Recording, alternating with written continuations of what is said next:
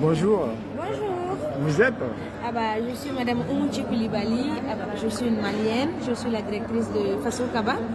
C'est une entreprise privée spécialisée dans la production et la distribution des intrants agricoles, les semences, les pesticides, les engrais, les matériels agricoles et surtout l'accompagnement technique. Nous sommes basés à Bamako, nous intervenons dans toutes les régions du pays et dans la sous-région. Je suis également la présidente du réseau ouest et centrafricain des femmes entrepreneurs semencières.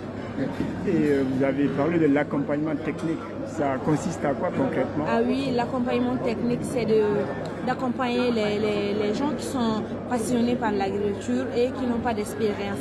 Donc on a une équipe technique qui les accompagne en les montrant comment on fait la production, comment on fait tout le processus de la production surtout. Voilà. Et là, on est à Alger pour le CISPA Filara. Est-ce que vous avez réussi à nouer des contacts professionnels? Oui, c'est une bonne activité, c'est intéressant. Cette activité, elle est intéressante. Je fais partie de la délégation malienne avec le secteur privé. Avec le secteur privé, le secteur privé public. Donc, je suis avec la recherche, les enseignants et nous, les entrepreneurs agricoles.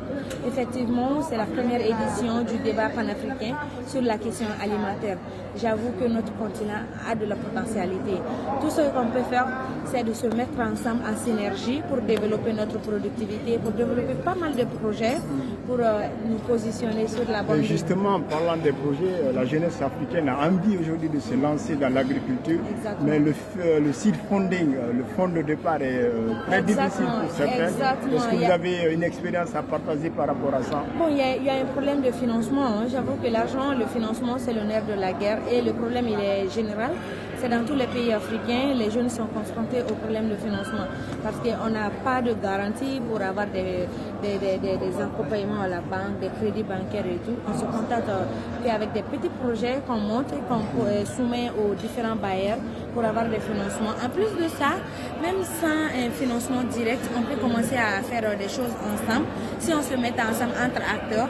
Et par exemple, toi tu es spécialisé dans un domaine, l'autre est spécialisé dans un autre domaine, on se met ensemble en chaîne de valeur pour vraiment relever le défi. Sinon, le problème de financement, c'est vraiment un défi majeur pour la jeunesse. Mais si on arrive à faire des groupes, des groupements, des coopératives, exactement, des groupements, des coopératives, des associations, des réseaux, donc avec ça, c'est plus facile de lever des fonds que d'aller individuellement. Merci à vous. Merci, allez, bon salon.